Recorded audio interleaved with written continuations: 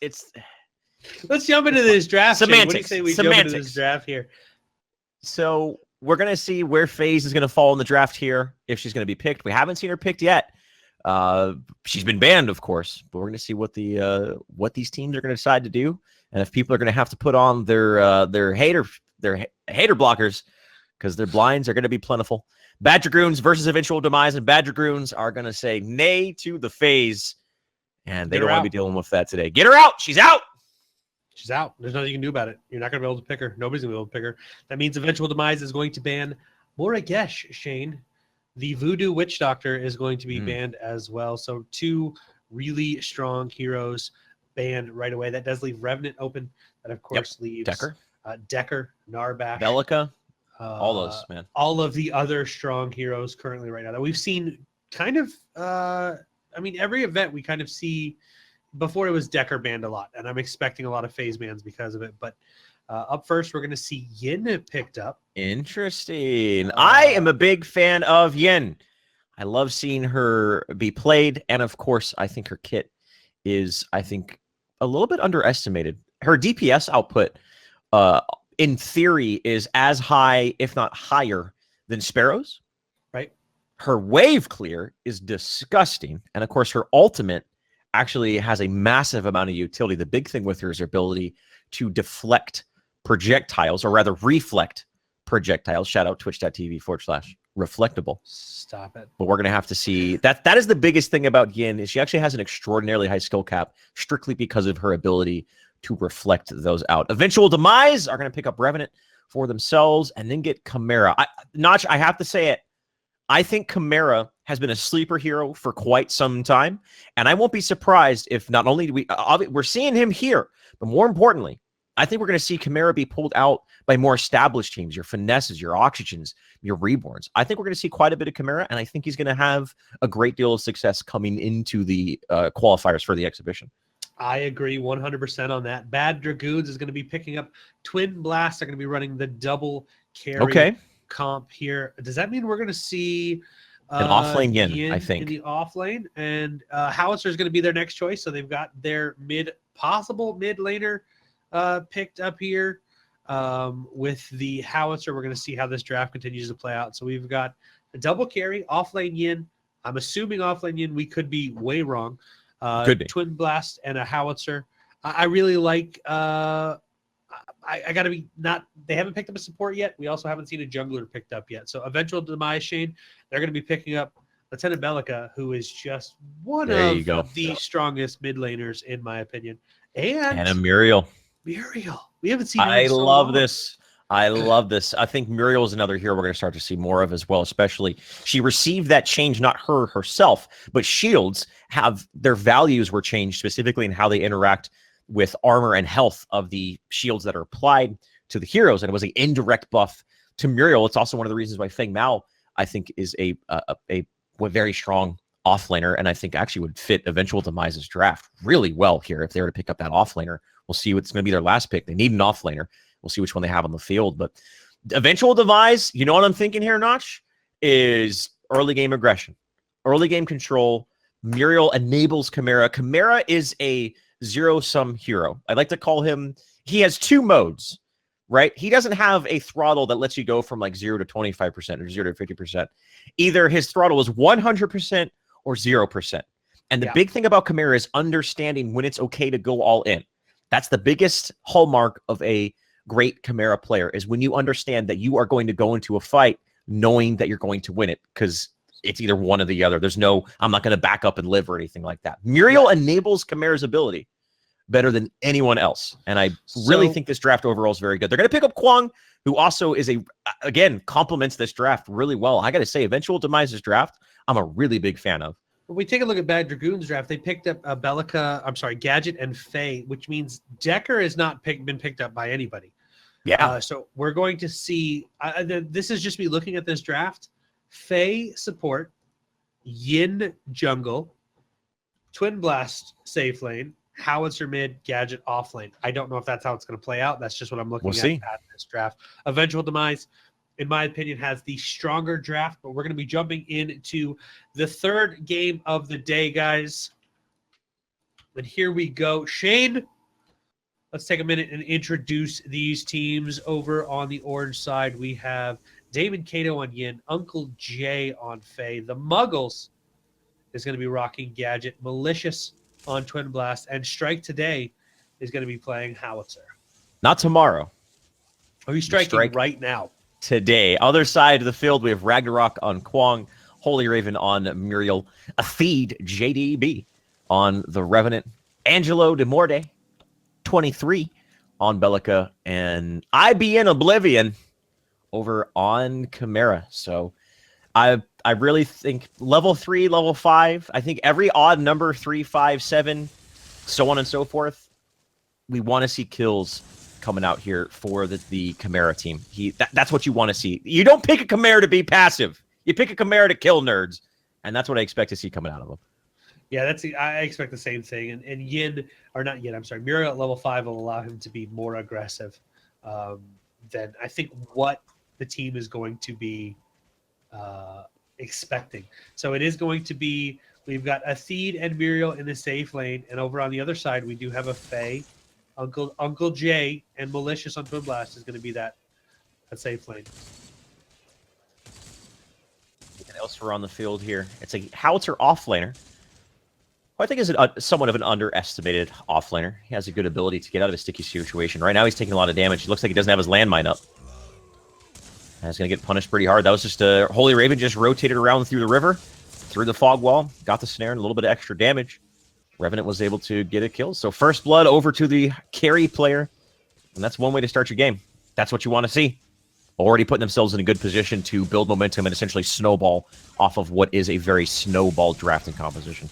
And you don't want a hero like Revenant to pick up those early game kills. You don't want him to get an advantage. He starts strong. And if you give him that advantage, by the time he starts to... Yin's in a lot of trouble here. Hello. Rip Yin. Bellica literally just sort of like... she just poked her head in the jungle. And Yin not being the most efficient jungler in the game, in the terms that she's not able to really jungle effectively and at the same time be healthy enough to take any sort of engagement. She was at like 2% HP. And all Angelo did was just sort of peek around the jungle, found Yin backing by herself, and just used Seismic Assault and picked up kills. So that's a good... that's definitely one of the drawbacks of Yin in the jungle, is yes, you're essentially giving safe farm over to what is a DPS machine of Yin, but at the same time, it's going to leave her very, very susceptible to any sort of light invasion, light aggression coming out from their opponent. Second thing is also you have to look at that Yin and what kind of build are you going to be running here. She's picked up a Madstone gem off of the right off the start. Instead of going with a Siphon to give her that extra heal per hit. So it is going to put her at a disadvantage. She may die to minions here. Oh my god! That was close. So close. The minions are always the MVP. We've talked about this. The minions were the MVP for Finesse in the last PCL. And they almost picked up a kill for Yin right there. Howitzer's trying to do a little bit of harassment here in the off lane, but as long as the Theed and Holy Raven don't allow themselves to get knocked into the tower without minions, they should be okay and should be able to, at very minimum, bully Howitzer out and just make him very hesitant to make any sort of aggressive play. Kwong picked up there by the Faye. Faye is a hero we haven't seen much of. Notch, I know you play a lot of Faye. You haven't recently, but I know you're a fan of this hero. And she was actually received a buff a couple patches ago. We haven't seen much of her nonetheless. But we've been talking about heroes who are good at exploiting the weaknesses of Faye's. I think Faye is one of those. But even in the absence of Faye's, I think there's a lot of strength inside of her kit. One of the big butt change to her was her nettles. If you could land... Did you say the big butt change? The big butt change. If you can land consecutive nettles, she can do up to 60% additional damage on her nettles, which is early game to mid game is a ton of extra damage that you're not... That's like 10% of someone's health every time. It gives her a ton of harass very early into the game, which I think is great. And of course, again, we are going to have characters here that have purity sensor, so that's one of the big issues with Faye is that there is a card that can completely negate her ultimate. That's why we saw kind of Aurora fall off and we don't see much of Faye, is because there's a way to counter her completely and really negate her kit. And so without seeing those heroes, I'm expecting a purity sensor to be run by Muriel, but we'll see as we transition into the mid and late game here. They have the fallback option of getting one on Kwong and Bellica. Obviously, that's not an ideal situation. Angelo's very low, is trying to get some harassment down on Muggles. Chimera has now showed up.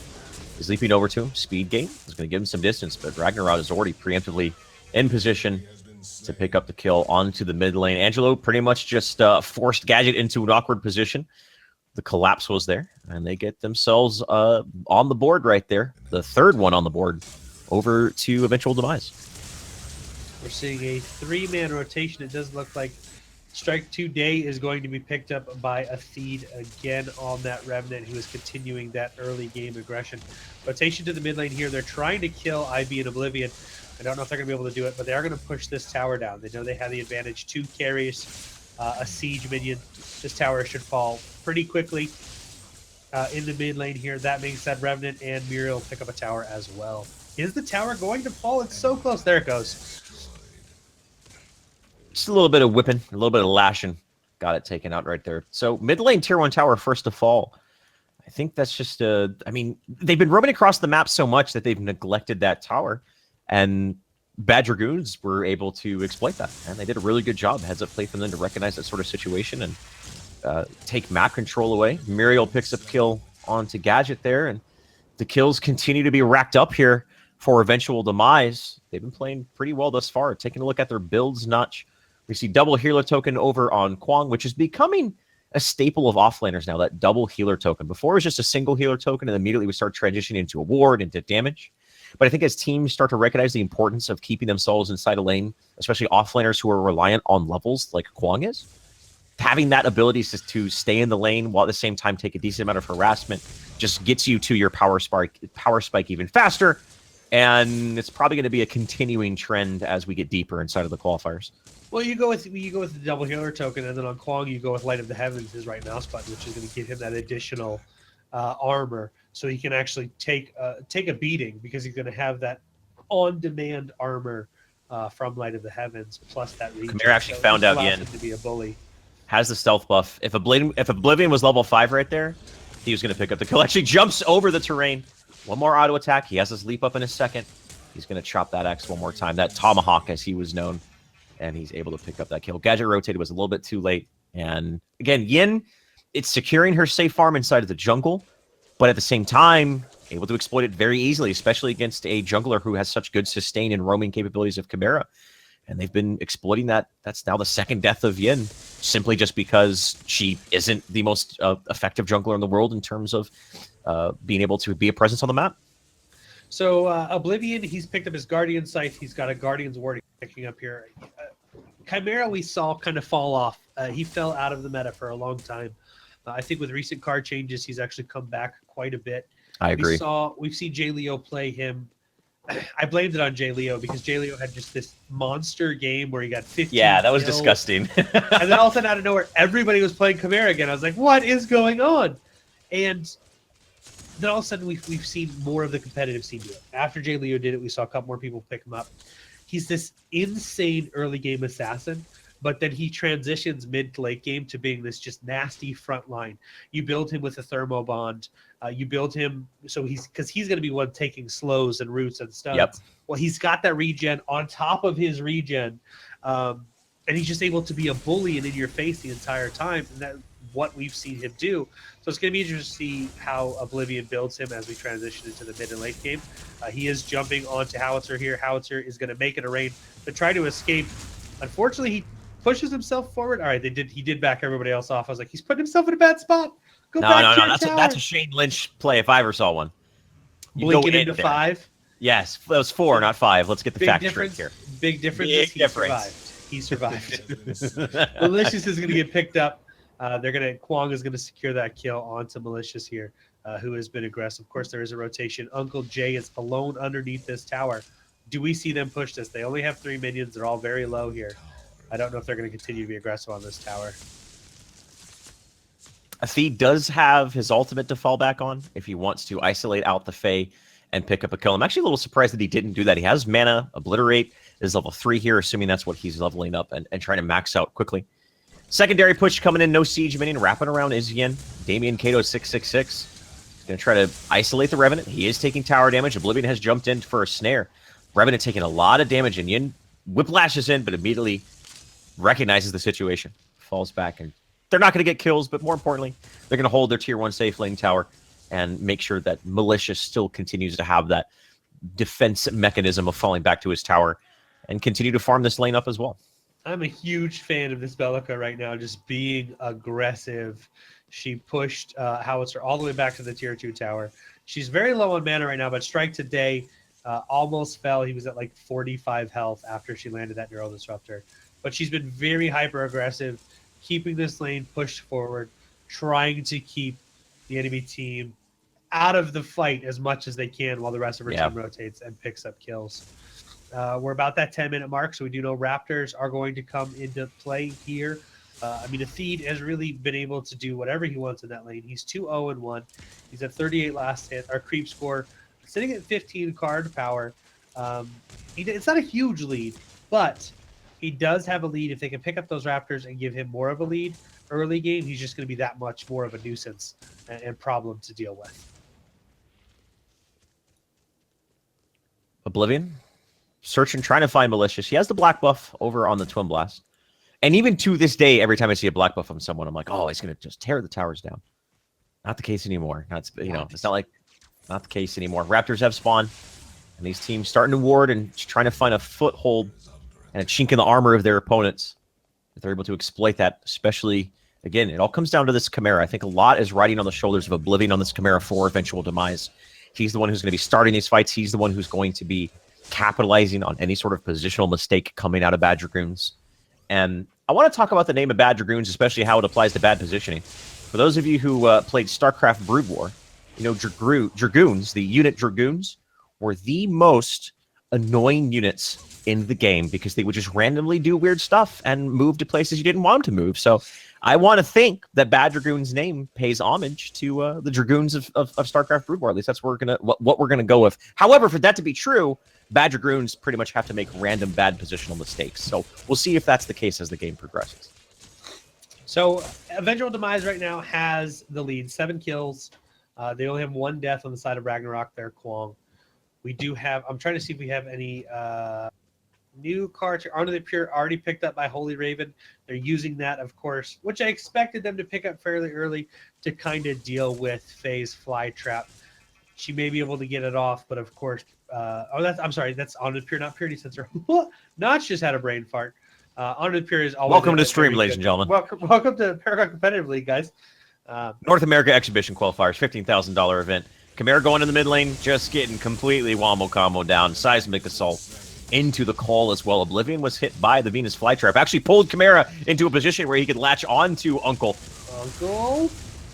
They're yelling that right now, but Belica pulls out the pistol of the holster and gets that kill right there and is not out yet. She gets a Seismic Assault onto Yin, but no follow-up right there. 2 kills over on the side of Eventual Demise, and this is what we want to see. We're here at the 13:37-minute mark, the best mark in all of MOBAs. And these guys are continuing to pick up kills. It's 9-1. They have a couple options in front of them here, not just as far as capitalizing on this Raptors towers. And right now it seems like they're just trying to stabilize and continue to farm. You have the aggression advantage, though. They're low on mana. Stabilize the lanes, back up, spend card power if you have it, get ready to look for another engagement and possibly pick up Raptors here. Looking at Atheed here, he's got an early Armor War. I've seen this a couple times. Yeah, last game, yeah.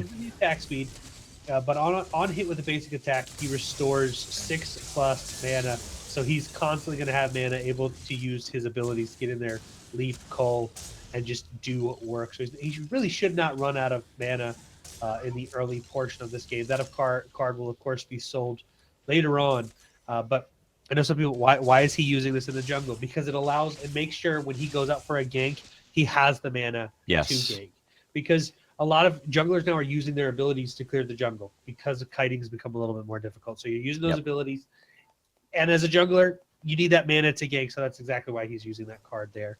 He's also picked up a Spike Bone Plate going for that early game tankiness. We're looking at... I'm trying to look at these other builds, see if there's anything different that we have not seen before. It's pretty standard stuff. for the most part. Strike today building a little bit. He's building a Malicious spike. maybe in some trouble. He's okay. He's okay. Yeah, the other beautiful thing about the Armorvore is that Chimera's ability to kill people is completely reliant on his ambush, which is his leap. And that costs a lot of mana. Early on, Chimera can only use that maybe 2 or 3 times in a fight on top of call, and then he's completely So it just enables him to do more of what he is best at, and I think it's a really good card. And of course, a little bit of attack speed helps you build stacks outside when you do not have Unleash on board to give you that very fast attack speed. So we're starting to see that card not only in Howitzer with Nazgul, but just overall another card that was changed and adding a little bit more interesting card decks into the game. Really looking forward to that card rehaul. We continue to get more peaks as big patches are dropped. And between this and everything else going on in Paragon, it's a good time to be a fan of the game, a player of the game, a commentator, a viewer, whomever you are, part of the community. So glad that we have such a strong and awesome and happy and amazing community. 4 people in the mid lane right now. I'm not sure what they're trying to achieve. For the longest time, Notch, Athene and Malicious have just been duking it out. The Twin Blast and the Revenant have just been farming against each other, trying to harass each other, trying to get a kill. It's pretty much been a wash, but it's not very normal where you see mid-game carries like Twin Blast and Revenant relegated to just farming in the lane, and then it's the rest of the team who roams around. Generally, it's the carry is actually part of that action, but instead they want to make sure they get that they're safe farm. And I think that's maybe another strength of having this Yin jungler. Is sure your carry isn't in that fight, but you have another sort of semi-carry in a sense with Yin, who's able to provide that damage that otherwise would be missing. Yeah, Malicious is currently at a card power disadvantage. One of the reasons I think we're going to see Twin Blast do a little bit more farming.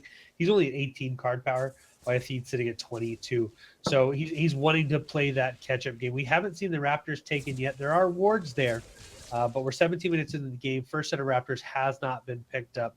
We do know 17 minutes, the river buffs and gold buffs have spawned. Both of those seem to be up on either side of the map. So not a lot of prioritization in those as of this moment in time. That is such, if you are behind, whether you're a jungler, whether you're the carry and you're on that lane, make sure you're checking those gold buffs, because that's just an extra little burst of card power that you can use to put yourself back in the race or give yourself more of an advantage. So Twin Blast is going to pick that up right now. He's watching this stream. Hey guys, river buff's up. Let's go pick that up. You just accuse him of stream sniping. I did. I apologize. He's probably not stream sniping because recent.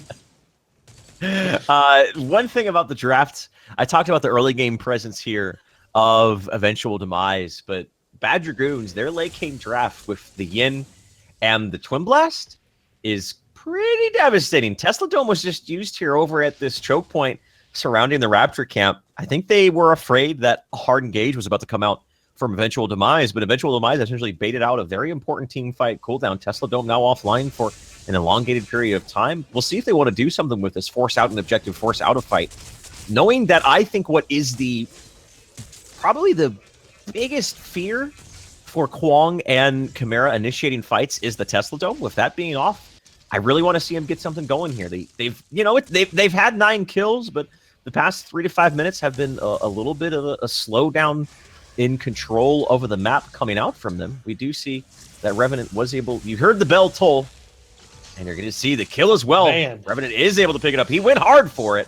Team didn't rotate. And that's the strength of Revenant. Isolation, decimation, transition to mid lane. Tesla Dome still not yet on cooldown. And they're just trying to find pickoffs, and through those pickoffs, continue to gain control of this map. Athene rotating behind the Yin here. He's going to hit him with a Scar. Oh. Got him isolated. Obliterate's going to not land yet. It is. Once it expires, it's going to hit, I believe. Yeah, it's going to do a U-turn. But the important thing is the snare that that Gale provided was to keep Chimera off of him. If Chimera got his ult off, that would have been enough to make Obliterate get the kill. So they've the tier 2 tower push that was going to be completely predicated on isolating the Yin and killing her off was pretty much a botched attempt. And they're going to keep their jump pads alive and keep themselves back in this game. Meanwhile, the rest of the lanes have been farmed freely. Strike Today has been farming this left lane for quite some time, and it appears right lane is set for Dragoon as well. So overall, all things considered, yes, they are down on kills, but I think that's to be expected here if you take a look at the drafts and the inherent, the very discordant power spikes between these two teams. If Dragoon was ahead in the early game, this would be meaning that they were just playing out of their minds here, but the longer this game goes, I think Dragoons are going to feel more comfortable. Yeah, my big concern here is you've got a hero that's not really played in the support role often with Uncle Jay. And again, there are cards that can kind of counter her big fly trap. If they can combo well off of a fly trap and a Tesla Dome, we could really see matches go in the favor of Dragoons. And to make it rain. And to make it rain. But you have to look at, you have the yes, late game, the damage is going to fall off from Chimera, but he has an ability to isolate a target and then really lock them down. So you expect Revenant and Chimera, or Revenant and Kwong with that tether, picking a target and just trying to blow them up and take them off the map. That's the real benefit they have with this particular draft here. So yes, late game, I think Bad Dragoons has a better chance than they do early game, but they have to get to that point, and they have to get to that point where they're not really far behind in card power. So kind of turtle up like they've been doing and just farm these lanes and try not to get picked off. The big issue is just Raptor control. I think that's what they need to make sure that they contend, because they have, like you mentioned, that wombo combo potential is just absolutely disgusting. Twin Blast gets caught out. Ragnarok used the tether and pretty much the follow-up from there. So he get that. That's the last thing you want to see, is your Twin Blast getting isolated here. Taking a look at the numbers here, specifically between the Yin and the Twin Blast, they're at relatively even farm between the two of each other, with Malicious at 23 and Yin Damon on at 24, but Revenant's at 30. You expect with that being said, Notch, you expect Revenant to be ahead about 2 to 3 card points due to the nature of his kit, but a 6-point card discrepancy, that's starting to get a little bit out of control, and Revenant's going to be able to just, at this point, with that sort of lead, especially as he starts to build into his 3rd and 4th damage item and replace his Madstone gems, the moment he uses Reckoning and isolates someone, that's almost a guaranteed kill at this stage. Yeah, and that's the big issue of letting him get ahead like that. Tesla Dome is going to drop. Just uses the zoning tools to keep the Muggles safe, and Muggle is going to back off. The Muggles? Muggles. That's was Voldemort in here? No. If he was, that Muggle wouldn't have survived. I guarantee that's it. True. Is Muggles ornament? Anyways, Tesla Dome used mid lane here. Athene is going to get caught out by Strike today. He is very low, but there's going to be a shield coming out. Oh my gosh, Strike today took so much damage from that Obliterate chain. And Holy Raven picking up the kill. If you want anybody to kill, it's your support. Can we get some Kappas in chat, please? Because that's what that comment deserves. I'm just saying. There's a little bit of a little bit low-key Kappa going on there, right there. Yeah, that kill was completely enabled by the fact that Athene is as far ahead as he is. That lead continues to build. Raptors aren't going to be up for quite some time, about 2.5, 3 minutes or so. But it's in between the Raptors is where I feel Dragoons needs to make their stand. Yeah, and they really haven't been doing much. When the Raptors are actually up, set the waves, maybe try to look for a pick off or two. But as far as I want to see Dragoons really make a big play in between the Raptors and then make a push. I mean, they're tier 1. They haven't even gotten the tier 1 tower over there on the left side of the map here. Yeah, a lot of 23 minutes into the game. She's going to fall, Shane. She did. Obliterate. Pretty good ability at when people are by themselves, man. Call. Rip. Barino. Rip. That's the summarization of that most recent fight. That's really what it was. It was ambush, call, obliterate, dead. That's how that one played out for the Yin in the mid lane there. I mean, you look at this match, Shane. You look at the side of Eventual Demise. They just have all of the control right now. They have the lane control. They have vision control. They have just map control. And now they're going after a 24-minute I like this. prime. I like this as well. I mean, they just picked up the Yin. They know they're at an advantage. You've got Chimera's really strong, Shane, when it comes to getting the Raptor because of those regens. And the fact that he's built the attack speed he's built, he's going to be able to get those regen stacks really quickly, and they'll pick this Orb Prime up here. Now, this is a moment for Bad Dragoons. How does Bad Dragoons answer this? Because they've got the health regen, they've got the extra power, you've got the minions are now stronger. What do Bad Dragoons do to defend this tower? Their draft is very well suited for defending any sort of push.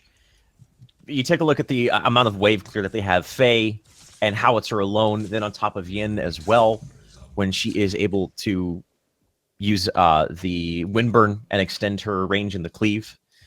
They have an obscene amount of wave clear, and I feel like they can almost indefinitely defend a siege, specifically just keeping minions out from under their towers and making sure backdoor protection is doing what they can to make sure towers just don't melt. With that being said, Oblivion is now at the stage here where he is starting becoming difficult to deal with. He was difficult to deal with before, but now with the Stone Tooth Heart giving him a little bit of HP, as well as the Spike Bone Plate giving him some armor, and of course the health coming out from the Guardian's Ward, everything that he has right now, he's going to be able to just haphazardly dive underneath the tower, use ambush, call someone down. The damage isn't the priority right now for Call. It's the fact that he isolates someone and enables his team to just pick someone out from this fight. If they're able to get one kill under a tower and take one of the integral tower defense tools from Dragoons off the field, either Howitzer, Yin, or Faye, with the Orb Prime and their Prime cards activated, I think they could absolutely take an inhibitor here. So it's a lot, again, riding on Oblivion. The same can be said about Ragnarok, though. If he gets a good tether into a Fury of the Heavens, same situations. Take out one of those big wave clear tools, and then from there, just sort of 5v4 power play down the inhibitor. So, Eventual Demise here is Malicious is going to get caught out and deleted off of the map. We heard the bell toll, we saw the scar, and we saw the obliterate. And that was a Twin Blast that used to stand there. Wow. The amount of damage, the lead plus the Orb Prime, there's nothing you can do in that situation. We are seeing a split push come out of these guys right now. We've got 3 in the mid lane, while we have Velika and Revenant pushing down the off lane tower here. Another Obliterate's going to go out. Kato is going to delay the inevitable. It's coming for you, sweetheart. You're not you're in trouble. Oh, if Theed's under a tower, though, got to be careful. Uncle G is coming around. I would dedicate an ult at that point to get that kill. Reckoning has been used. Does he have lifesteal? If he has lifesteal, he might be able to take this 1v1. Obliterate's been used. Uncle J's low on mana. He's going to get taken out, but the tier 2 tower fighting underneath that. Goes down for himself, and I actually think the lone auto attack damage coming out here for Eventual Demise now being off the field. Yes, Howitzer and Faye are out for 30 and 45 seconds respectively, but their ability to take down towers, their damage really doesn't, outside of Revenant, they don't have a lot of siege ability to shred these towers down. They're going to lose a tier 2, but I think they were looking for inhibitors here. This was a almost, I feel like a guaranteed inhibitor as long as they played that right. They got greedy and their eyes got bigger than their stomach. Revenant got picked off, and this is going to be Bad Dragoons stabilizing from what looked like a very awkward position. Yeah, Bad Dragoons is going to stabilize there. I want to point out IB and Oblivion thought he was going to pick up the kill on Twin Blast. He jumped into a Tesla Dome, and before he landed, the Tesla Dome damage picked him off before he hit the ground. So Malicious actually walked out unscathed. Muggles helping out his buddy there. They don't even get the tier 2, Shane. Both tier 2s are still standing for Bad Dragoons. They focus too much on trying to pick up kills and not going for objectives, and it cost them. So they had a good power play, and unfortunately, it did not go in their favor. Raptors are now being picked up by the Yin. Is there going to be a rotation? Rotation is coming, but they're doing a good job, and they're zoning for it. And it does look like Yin will pick up all 3 of these Raptors. Yin's low, a Theed's charging forward. They got to be careful. Tether's there onto Yin. She uses the quenching, but that's not going to be able to keep the Fury of the Heavens from raining down upon you. That's exactly what's going to happen. I mean, it is... Yin picked up all 3 of the Raptors, so she got a big economical boost. But giving up any more kills, which is exactly what's going to happen, the Seismic Assault as well as the ambush from Oblivion, just keeping that snare enough for the distance for Angela to get that Seismic Assault. 2 deaths for all 3 Raptors at this stage. I think if they're able to continue to defend their towers the way they did before, will be in the long run, worthwhile trade. But as long as Eventual Demise learns from their mistakes from their previous siege, now they're grouped out. They're not doing split push shenanigans. They're not trying to get kills. They're focusing at the task at hand, and that's to pick up in the inhibitor. Seismic Assault plus the Void Bomb is going to be enough damage to get Strike very, very low, but Malicious right now is just getting destroyed inside of the Netherrealm. A Theed picks up a couple auto attacks, the Oblivion as well. And now the main carry, the main damage source of Dragoon off the field. Oblivion again. This is the siege they needed to do before. They learned from their mistakes, and now they're reinitiating. Again, back on the field. He's going to chase a Theed. If he can get this killed out, it'd be good. The Holy Raven's waiting. The shield is there. Tether does not land. Forces out the quenching not the quenching scales, the quelling gale. Quenching scales and quelling gales, or as you like to call it, once notch, the quivering gale. Quivering gale. I feel it more. I feel like it's a better term. The siege continues. A Theed is still alive, though. That's the issue. As long as a Theed is alive, a Theed and Muriel are alive, they can continue to siege down this tower. But they have to be careful because Twin Blast is back up in 5 seconds, and the inhibitor is still at full HP. So they got the tier 2 tower. But then they broke down and do this, like, let's just try to pick up kills, team deathmatch sort of thing. They could have gotten an inhibitor there, but I think they're just not having their priorities straight, to be perfectly honest. I don't think a Theed has been told, but this is Monolith, not Legacy. He's rocking a tuned barrier that he's putting health into right now. I have not seen an armor card on a carry in such a long time. So taking a look at the card power advantage right now, a Theed 48 card power. Yin's behind him with 36 and Twin Blast 32 card power. So a Theed definitely has a lead here. Holy Raven doing a really good job with those. Honor the Pure, her shields, quenching scales, keeping everybody alive there and relatively healthy. They don't pick up an inhibitor, but they do get the tier 2 tower. They do get quite a few kills out of that. They back off. I mean, Orb Prime is going to be up very soon, so we could see another push with the Orb Prime here. Orb Prime is going to be up in 19 seconds. Raptors are going to be up in about 2 minutes.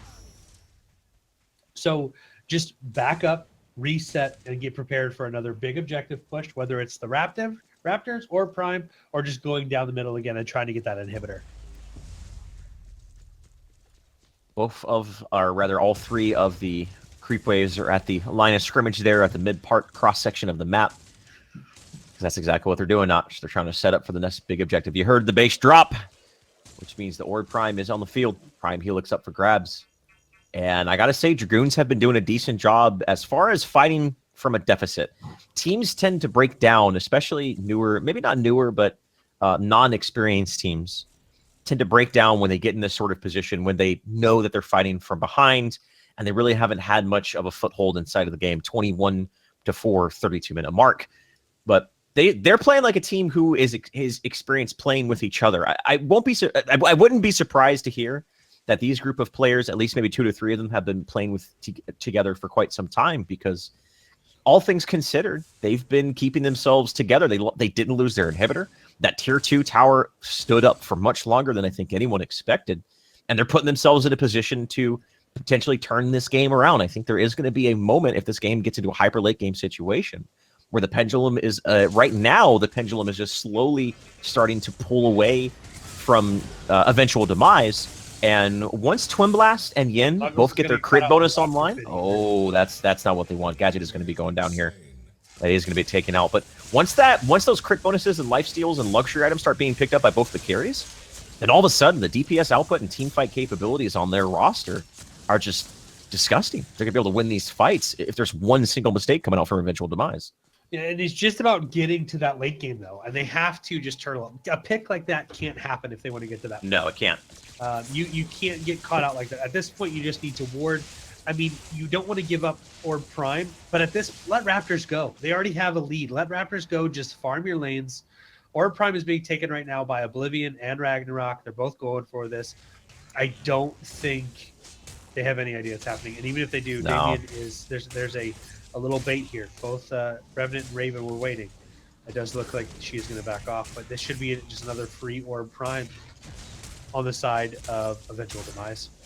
And conversely, I was speaking about bad Dragoons and their ability to remain in this game. On the other side of the coin, of course, recognizing that the power spike of double carry is very imminent.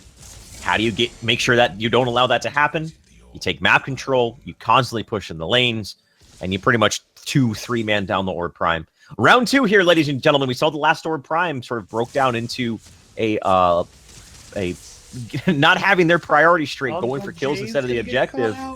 That's how you do it. A Theed gets out, FaZe gets taken out, and that's again one of the big tools at defending Sieges off the field with the Prime card activated. As long as they play this appropriately, Demise play this appropriately, I feel like this should at minimum be an inhibitor, potentially the game if they take a one-sided team fight. They have to take a team fight here, and what they have to do is focus objectives right now. Kills underneath the towers are great, don't get me wrong, but you have the Orb Prime. Try and get the objective and then go for the kills and clean up afterwards. Like you said, Faye off the map, that's a huge force off the map that's not going to be able to defend these towers. They're not going to have that ability. This tier 2 tower is going to fall. That means 2 tier 2 towers are involved because they're doing that split push again. Feed going after Malicious, and not much Malicious can do. Malicious just not respecting Revenant's 1v1 capability, and also not respecting the fact that his Reckoning ultimate was online. Twin Blasts off the field. These staggered deaths are so detrimental in any situation, let alone when you're at an economic deficit facing an Orb Prime push coming down the barrel here. Once again, Dragoons are going with a sort of divide and conquer sort of strategy with Bellic on the left side, Muriel and Revenant on the right, and then Kwong being the fill guy. Muggles has been caught out. Fury of the Heavens is going to be the death of him as well. And this is the push you want to see, especially when you're playing this split push short of strategy. And here comes the siege on both inhibitors at the exact same time. And I don't know if I don't know if Dragoons has it in them to defend one or both of these inhibitors. I mean, you've got Howitzer and Faye defending against Revenant. One of these towers should stay standing. I say that as Revenant starts dealing some damage here. Both Kwong and Bellica have this below half health. One will definitely fall. If they rotate third, the mid tower is being pressured as well. They could pick up all three inhibitors here. Howitzer is so dangerously low. Strike today, he got out of there with less than 100 health. He's backing up to his tower, but it does look like the mid tower is going to fall as well. Continuing to be aggressive here. They're just guaranteeing a victory by picking up these inhibitors. Are they going to go for the third? Or are they going to look for a kill and secure the victory at this point? Reckoning used onto Howitzer, not onto Malicious, but I think at this stage, again, he's just so far ahead. A barrel full of bullets, as well as an Obliterate. That's going to be strike 2 today off the field for 1 minute and 10 seconds. Trying to find some sort of counter pressure, counter push is Dragoons, but not going to find her. The Fey Trap only finds out Ragnarok, and he's just so tanky at this point. Special delivery coming out from him. The Sticky Bomb as well as the Fury of the Heavens. The AoE damage takes out Yen. Twin Blast is still on there. An aggressive blink forward from Bellica, looking for a seismic assault. There it is. Muggles is off the field. And they continue this. Atheed was taken out. Atheed was taken out. But with 2 inhibitors down, potentially a third, this is absolutely Eventual Demises, living up to the name of their team. This is an Eventual Demise for Dragoon at this stage. Yeah, I like that they're actually continuing to apply the pressure. They want this third. If you get this third inhibitor down, I'm going to say 9 times out of 10 pretty much will guarantee a victory unless Eventual Demise has a catastrophic misplay. They get a full 5-man wipe sieging the core. This can pretty much guarantee their victory. This can guarantee they're going to be able to get the next Orb Prime for free if it goes that long. It can guarantee they're not going to have to worry about lanes because minions that were stronger than before are going to continue to push down lanes. So they just worry about, hey, let's look for a pick and end this game. The tower is going to stand with a sliver of health, but still, Eventual Demise, slow bleed right now, bad Dragoons. I don't see what they could do at this point. There's such a card power disadvantage. 60 card power on Atheed. Yen's only at 45. Militia's only at 43. The amount of turtle that has to take place right now and them not getting picked, they just have to farm. And Oblivion, he has 12 card points to spin at this stage, and he's about to transition to full tanking. What we will assume, we'll see once he backs. But if he transitions, picks up a Thermal Bond, picks up an Amulet of the Veteran, with maybe some supplemental damage, but more importantly, getting that big HP boost online with the synergy that goes on between Thermal Bond and your overall total health. He's going to be so difficult to deal with. You can't leave him alone and just smack down your backline. But at the same time, you kind of got to deal with him. But it's hard to deal with because you can't kill him. It's that catch-22 situation, sort of like Greystone. Chimera turns to that Greystone situation where you got to deal with him one way or the other. It's either to focus fire him down, but in that situation, you're putting yourself at a deficit in terms of damage and prioritization, or you just kind of ignore him and allow one of your backliners to get just essentially shut down in that fight. So we'll see how this fight breaks down. I could be entirely wrong. Oblivion could go into a Spear of the Rift Hunter and go crit Chimera. We'll see. That would be something else. But as of this stage, a tank Chimera, if he builds tanky, it's going to be so difficult for Dragoons to take him down. Nigh impossible. Yeah, and he hasn't even backed yet. He's still continuing to farm. There's level 5 camps in the jungle. He was still continuing to farm. Went over to help with Raptors. So I'm waiting to see what he builds here. We take a look at some of these builds. You've got Divine Shield online for Holy Raven, Honor the Pure online. They're just continuing to be aggressive, looking for this pick on. Oh, Tether lands on the Yen. The Seismic Assault missed. The Tether just barely nicked Yen. She's off the field for 70 seconds. And I'm not sure what you can do if you are a bad Dragoon at this stage. You're constantly having to deal with the super minions. It's very difficult uphill battle right now, and the last thing you need to be doing is one of your carries is having them taken off the field. But we have seen that Eventual Demise, sometimes they get a little bit